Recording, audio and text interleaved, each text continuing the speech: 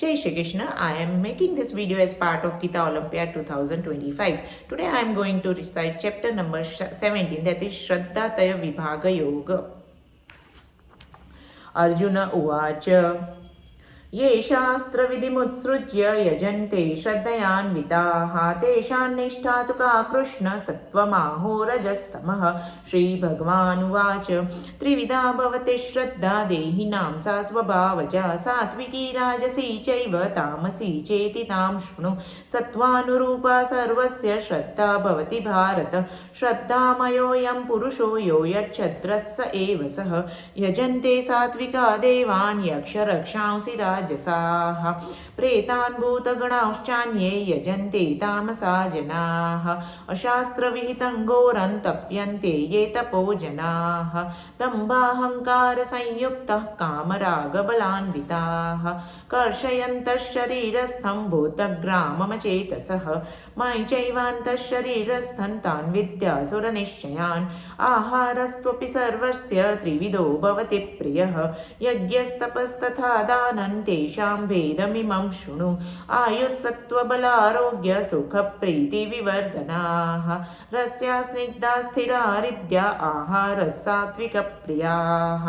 कट्वं ललवणात्युष्ण तीक्ष्णरुक्षविदाहिनः आहारा राजसस्येष्टा दुःखशोकामयप्रदाः।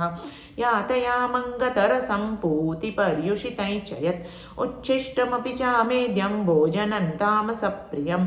अफलाकाङ्क्षिभिर्यज्ञो विधिदृष्टो य इच्यते यष्टव्यमेवेति मनस् समादाय स सात्विकः। अभिसन्धाय तु फलं दम्भार्थमपि चैव यत् इज्यते भरतश्रेष्ठ तञ्यज्ञं विद्धि राजसम्। विधिहीनमशुष्णान्नं मन्त्रहीनमदक्षिणं श्रद्धाविरहितं यज्ञं तामसं परिचक्षते। देवद्विजगुरुप्राज्ञ पूजनं शौचमार्जवं ब्रह्मचर्यमहिंसा च शारीरं तप उच्यते। अनुद्वेगकरं वाक्यं सत्यं प्रियहितं च यत् स्वाध्यायाभ्यसनं चैव वाङ्मयं तप उच्यते। मनःप्रसादः सौम्यत्वं मौनमात्मविनिग्रहः भावसंशुद्धिरित्येतत् तपोमानसमुच्यते। श्रद्धया परया तप्तं तपस्तत्त्रिविधं नरैः अफलाकाङ्क्षिभिर्युक्तैः सात्विकं परिचक्षते। सत्कारमानपूजार्थं तपोदम्भेन चैव यत् क्रियते तदिह प्रोक्तं राजसञ्चलमध्रुवं। मूढग्राहेणात्मनो यत् पीडया क्रियते तपः परस्योत्सादनार्थं वा तत्तामसमुदाहृतम्। दातव्यमिति यद्दानं दीयतेनुपकारिणे देशे काले च पात्रे च तद्दानं सात्विकं स्मृतं। यत्तु प्रत्युपकारार्थं फलमुद्दिश्य वा पुनः दीयते च परिक्लिष्टं तद्दानं राजसं स्मृतम्। अदेशकाले यद्दानम् अपात्रेभ्यश्च दीयते असत्कृतमवज्ञातं तत्तामसमुदाहृतम्। ॐ तत्सदिति निर्देशो ब्राह्मणस्त्रिविधः स्मृतः। ब्राह्मणास्तेन वेदाश्च यज्ञाश्च विहिताः पुरा तस्मादोमित्युदाहृत्य यज्ञदानतपक्रियाः प्रवर्तन्ते विधानोक्ताः सततं ब्रह्मवादिनां तदित्यनभिसन्धाय फलैर्यज्ञतपक्रियाः।